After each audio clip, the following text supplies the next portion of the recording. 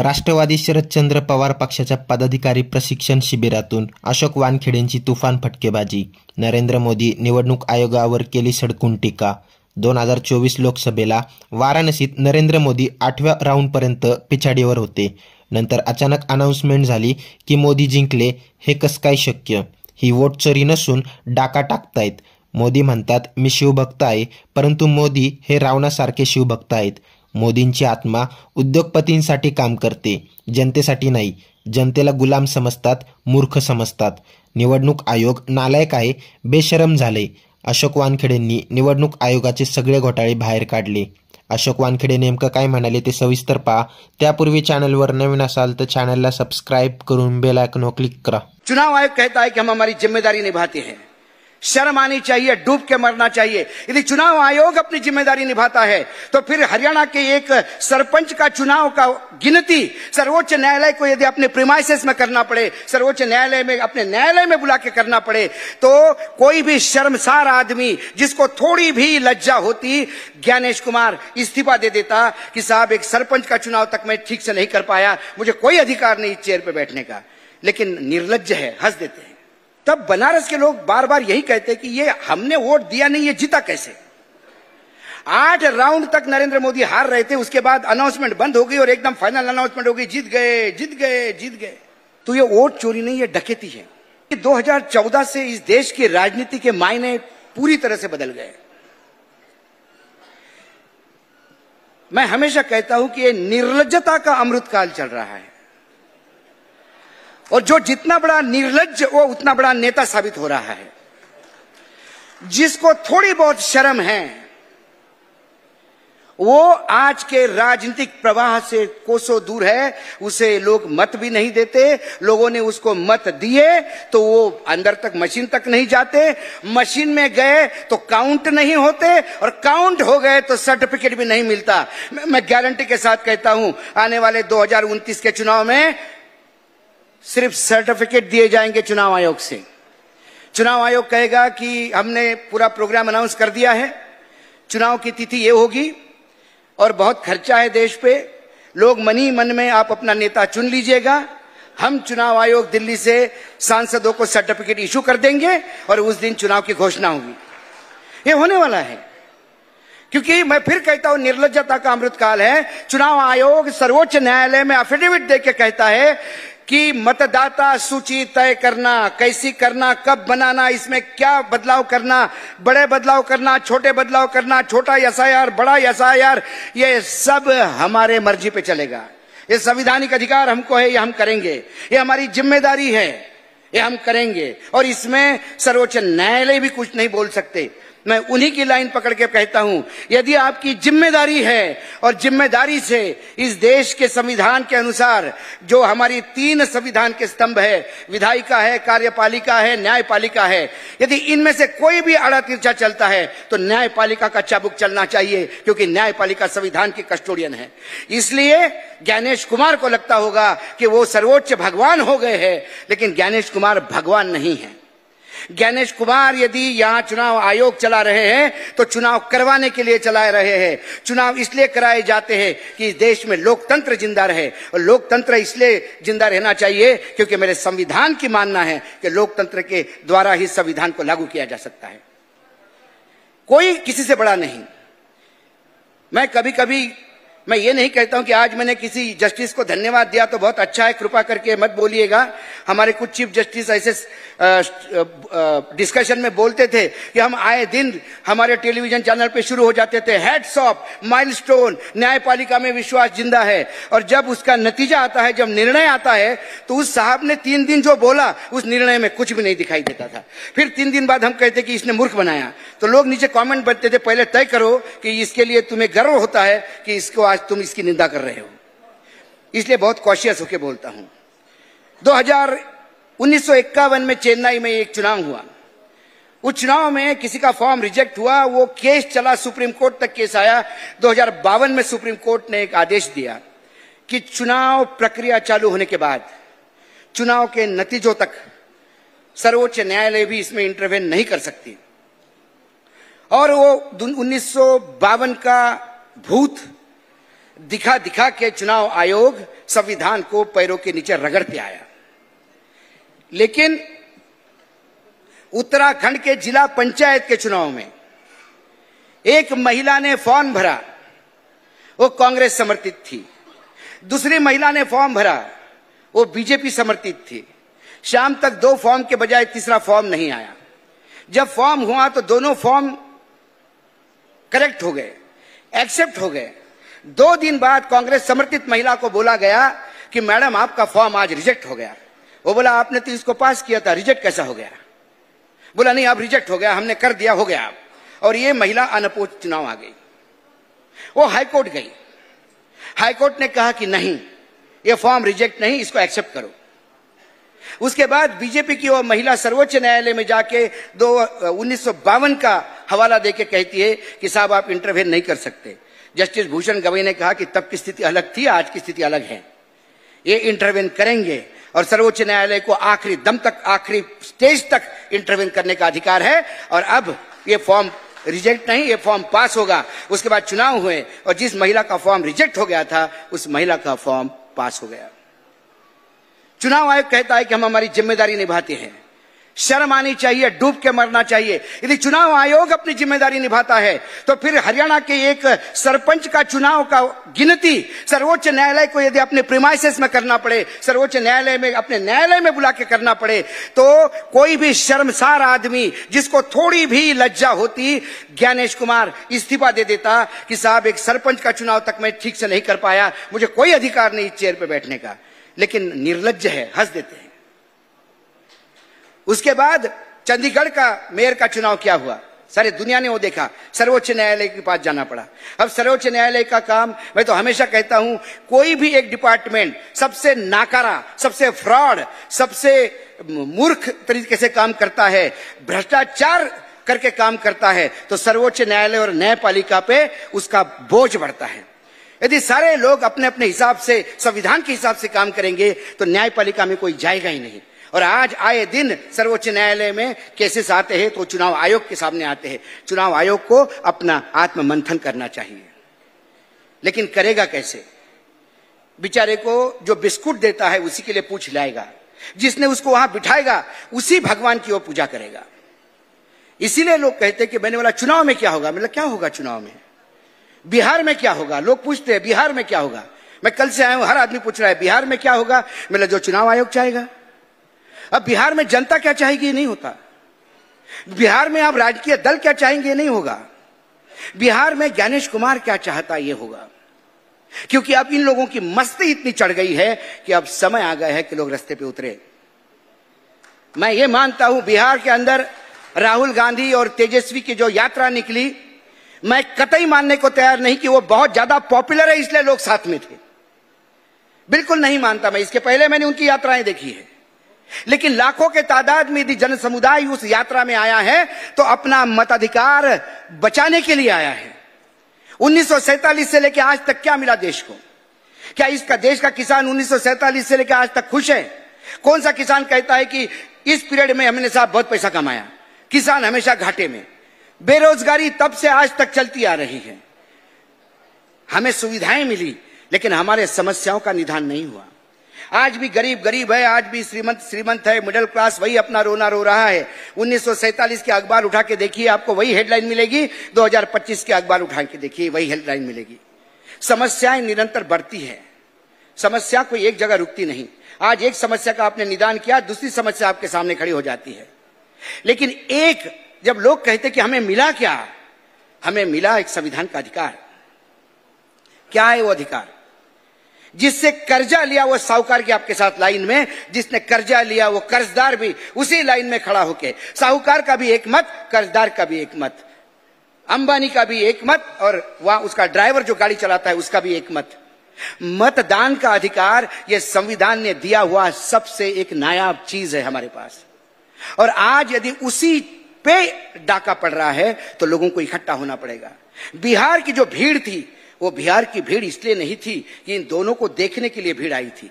उनकी भीड़ ये थी कि हमारे मतदाता का अधिकार जा रहा है। 65 लाख लोग, उन्होंने कहा कि ये मतदार नहीं रहेंगे। क्यों नहीं रहेंगे? बोले उसमें से मर गए लोग, आ गए, हम तो जिंदा है।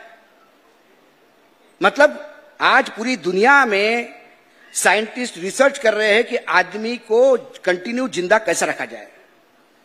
तो मुझे लगता है नोबेल पारितोषिक जो है हमारे ज्ञानेश कुमार को सबसे पहले देना चाहिए, क्योंकि उन्होंने कई मरे हुए लोगों को जिंदा रखा। एक जोक है लेकिन वो वास्तविकता है, अब वास्तविकता लगने लगी है। एक आदमी हर चुनाव में हर 5 साल बाद चुनाव के बूथ पे आता है, बोले शांता देवी का वोट हो गया क्या? वो बोला हो गया, सुबह हो गया। बोले इस बार भी रह गया। बोला क्या हो गया? बोले मिलना था उससे। बोले क्यों, कौन लगती है आप? बोली मेरी मां है। बोले अरे 5 साल मां से नहीं मिलता? नहीं, उसको मरे हुए 20 साल हो गए, हर चुनाव में मतदान करके जाती है, और मैं इस आशा के आता हूं एक दिन तो मुझे मिलेगी मेरी मां। ये जोक था लेकिन ये वास्तविकता हो रही है। एक घर पे 40 लोग कैसे रह सकते हैं? चंद्रपुर में 109 लोग एक घर पे। जो घर पे था वो बोला हमारे 2 वोट है भाई साहब, बाकी लोग मेरे घर पे क्यों है मुझे पता नहीं। चुनाव आयोग कहता है कि छोटी मोटी गलतियां होती है, छोटी मोटी गलतियां होती है। 250 वोट बिहार में एक घर पे, और चुनाव आयोग ने बता दिया कि वो धर्मनिरपेक्ष है। उस एक घर के एड्रेस पे आदिवासी भी है, ठाकुर भी है, ब्राह्मण भी है, ओबीसी भी है, दलित भी है, अति दलित भी है, इकोनॉमिकल बैकवर्ड भी है, उसमें अल्पसंख्यक भी है, और 2 सरदार जी भी है, और एक साउथ इंडियन है, एक ही एड्रेस पे। जब ये एड्रेस का मामला हो गया तो ये नया रूल निकाल रहे हैं अभी कि अब एड्रेस डालेंगे ही नहीं, अब एड्रेस डालेंगे ही नहीं, लफड़ा ही नहीं होना। तो अब चुनाव लड़ने के मायने ये नहीं रहे हैं कि आप उम्मीदवार दो, प्रचार करो और चुनाव जीतो, नहीं। आज जब मतदाता सूची बनती है तो आपको अपने वार्ड पे ख्याल देना पड़ेगा। मेरे वार्ड की मतदाता सूची क्या है, उसमें कितने मेरे लोग रह गए, कितने बाहर के लोग आ गए, ये बाहर के लोग आए ये रहते या नहीं रहते। ये अब चुनाव माइक्रो लेवल पे हो गया।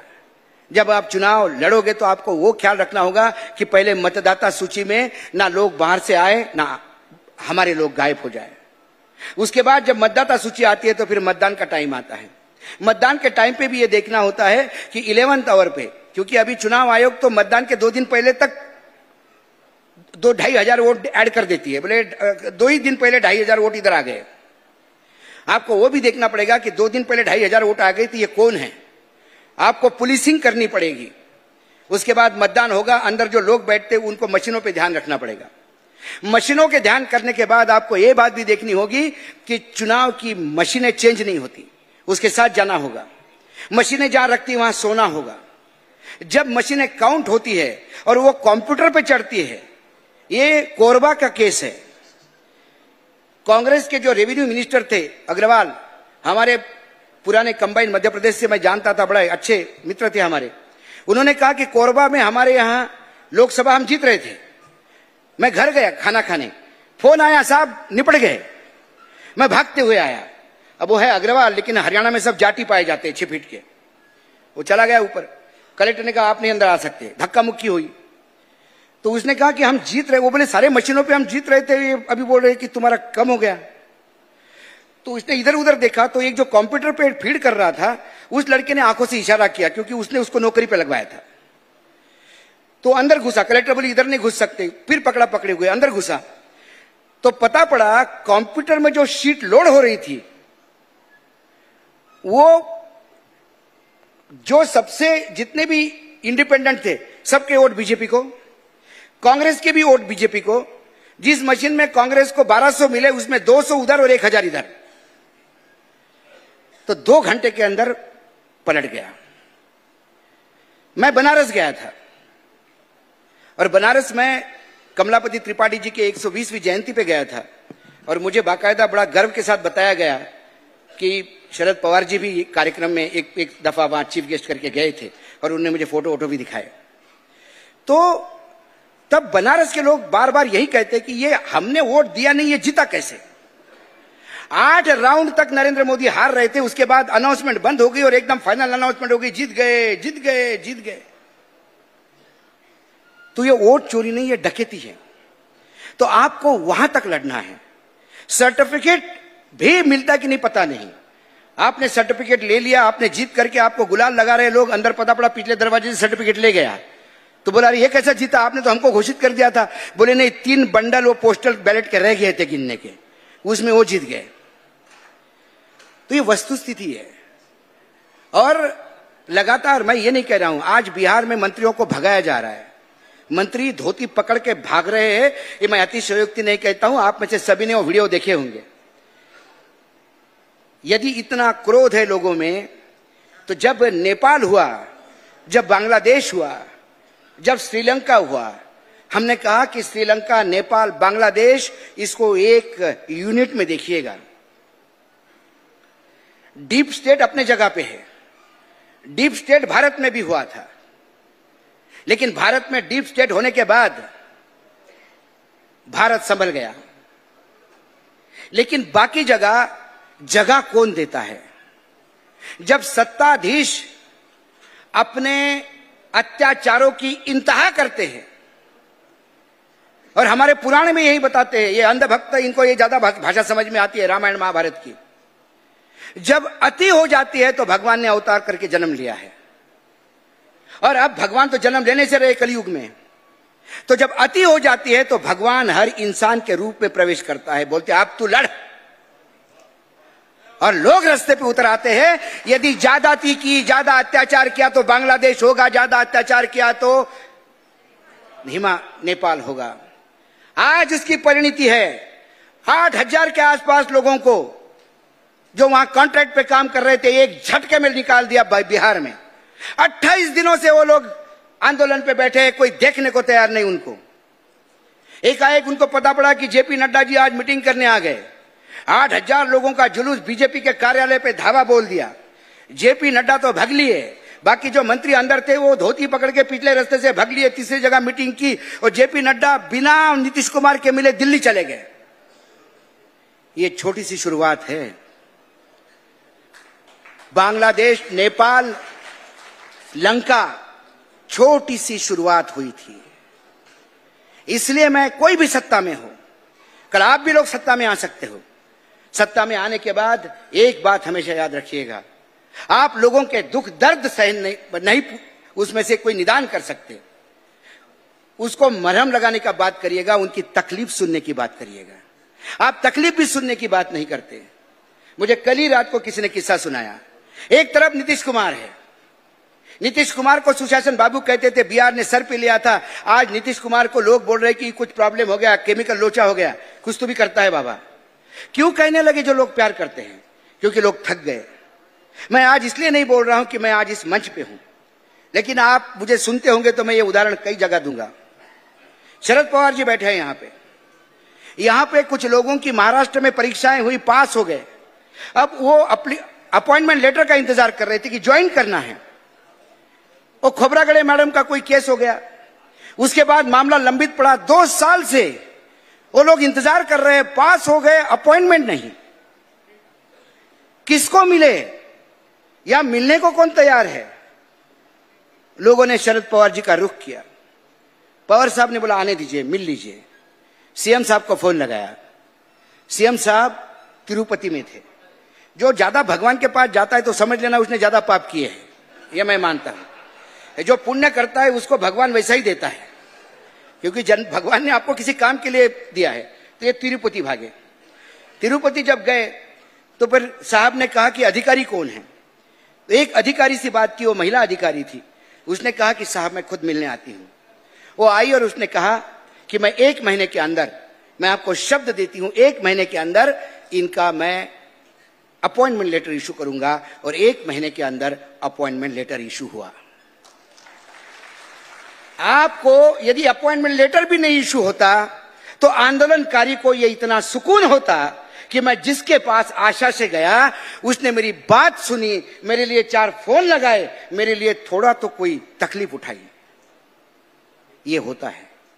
अभी अजीत पवार जी को मैं सुन रहा था, उन्होंने कहा, आप में से बहुत सारे अजीत पवार जी के प्रेमी होंगे तो गालियां मुझे देना प्लीज, आयोजकों को कुछ मत कहना। तो अजीत पवार जी ने कहा कि इसलिए सत्ता के साथ रहना होता है कि कर्मचारियों के और कार्यकर्ताओं के काम करने होते हैं। ये मैं शब्द यूज नहीं करता हूं, ये नामर्द की निशानी है। जो मर्द यहां बैठा है 80 पार, वो सत्ता के साथ नहीं, उसके बाद भी एक फोन करके यदि अपॉइंटमेंट लेटर दिलवा सकता है तो यह आदमी का वजूद होना चाहिए। मेरा दावा है, आज मैं जब गया बनारस तो मुझे 10 लोग बोल रहे थे कि शरद जी आके यहाँ क्या बोल गए। शरद पवार जी आज आए थे, आपके शरद पवार आज यहाँ आए थे। बनारस में जाके मुझे गर्व हुआ कि मैं मराठी हूं, क्योंकि एक मराठी नेता का नाम बार बार मेरे सामने लिया जा रहा है। आबा होनी चाहिए। आज मैं इनके सामने नहीं बोलता। शरद पवार जी किसी भी मुख्यमंत्री को, चाहे डबल इंजन की सरकार हो, 3 इंजन की सरकार हो, यदि मुख्यमंत्री को फोन करे कि उसकी औकात नहीं, फोन पे ना कह दे और मना करे कि मैं नहीं हूं, क्योंकि ये मेहनत है। ये लोगों के लिए जो जननायक होता है उससे किसी भी पार्टी का आदमी सुनता है। जो दलाली का नायक होता है उसको सत्ता की जरूरत पड़ती है। यह फर्क है। इसलिए जननायक बनो। आप विपक्ष में हैं लेकिन लोग आपको चाहते हैं। ठीक है, मशीनों के द्वारा वो सत्ता में बैठे होंगे, लेकिन जनता के नेता आप हो। उसी बनारस में अजय राय है जो लड़े थे नरेंद्र मोदी के खिलाफ। मोहल्ले मोहल्ले में आजकल उनका स्वागत हो रहा है, उनको फूल पहनाए जा रहे हैं और जनता उनको सांसद घोषित कर रही है। बोले भाई साहब, आप हमारे सांसद हैं, हम उसको नहीं मानते जो मशीनों के द्वारा चुना हुआ है। ऐसा कुछ करो तो मजा है। सत्ता की दलाली करके तो कोई भी कमा जाएगा, और इधर उधर रोज विचारधारा बदल के तो कोई भी सत्ता में रहेगा। मैं कारपोरेट सेक्टर को देखता हूं। मैं दिल्ली में 30 साल के वास्तव्य में हूं। सरकारें आती है जाती है, दलाल वही रहते हैं। समझ में नहीं आता। तो कांग्रेस की भी सरकार हो तो वो कोयले का काम करने वाला आदमी वही होता है। बीजेपी की भी सरकार आई तो कोयले का काम करने वाला आदमी यही होता है। तो मैंने कोयले वाले को पूछा, मैंने यार तू जुगाड़ कैसा करता है? उसने बोला जुगाड़ किस बात का? मंत्री आता है और पूछता है कि इस मंत्रालय में क्या खेल है।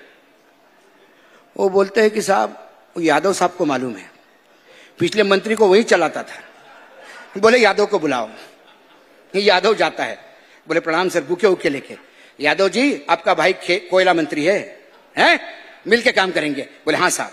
Meter down. तो जो लगातार निरंतर जुगाड़ से सत्ता में रहता है, मान लीजिए वो सत्ता का दलाल है।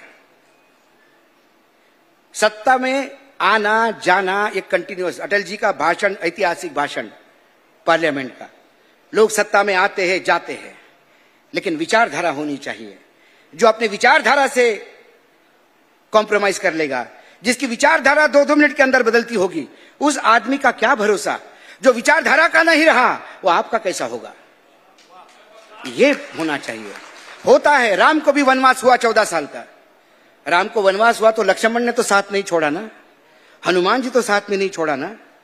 आप रामायण देखिए, महाभारत मत करिए। जब रामायण देखोगे, ये हमारे हनुमान यहाँ है, रोज गाली खाते हैं।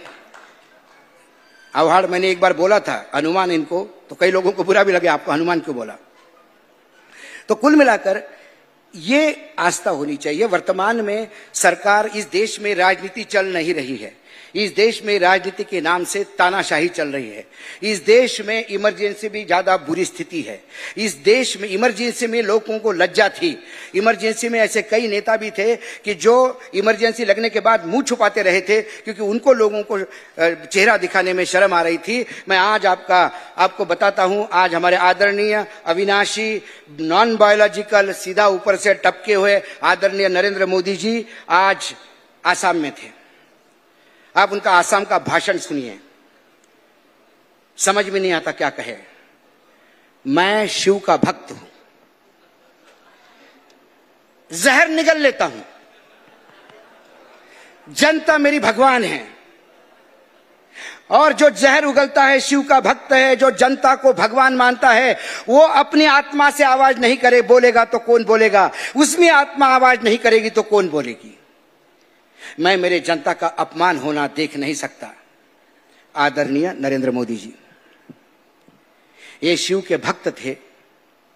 किसी के भक्ति पे सवाल उठाने का अधिकार मुझे नहीं है। लेकिन ये शिव के भक्त थे तो ये रावण है। रावण से बड़ा शिव का भक्त कोई नहीं था। ये कहते हैं कि मैं जहर निगल लेता हूं। इससे ज्यादा 2014 से लेकर आज तक, और 2014 के पहले भी गुजरात में था, तब से आज तक किसी ने इससे ज्यादा जहर उगला नहीं होगा। जहर उगलने वाला जहर निगलने की बात करता है। इसी महाराष्ट्र के पावन भूमि पर, इसी फूले जी के भूमि पर, आंबेडकर जी के भूमि पर, छत्रपति शिवाजी महाराज के भूमि पर यही आदमी बोल के गया था कि मंगलसूत्र खींच के तुमको दूसरे को दे देंगे। ये जहर उगलना नहीं तो क्या था? किसका मंगलसूत्र गया? और ये मंगलसूत्र की बात करें जो अपने मंगलसूत्र की लाज नहीं रख सकता। यह है दुर्भाग्य इस देश का। यावर आता तुम्हाला काय वाटते ते कमेंट करून नक्की कळवा। व्हिडिओ आवडल्यास लाईक करा, शेअर करा, सबस्क्राईब करा आणि बेल आयकॉनवर क्लिक करा। तसेच आमच्या फेसबुक पेजवर नवीन असाल तर सत्य मराठी या फेसबुक पेजला फॉलो नक्की करा। धन्यवाद।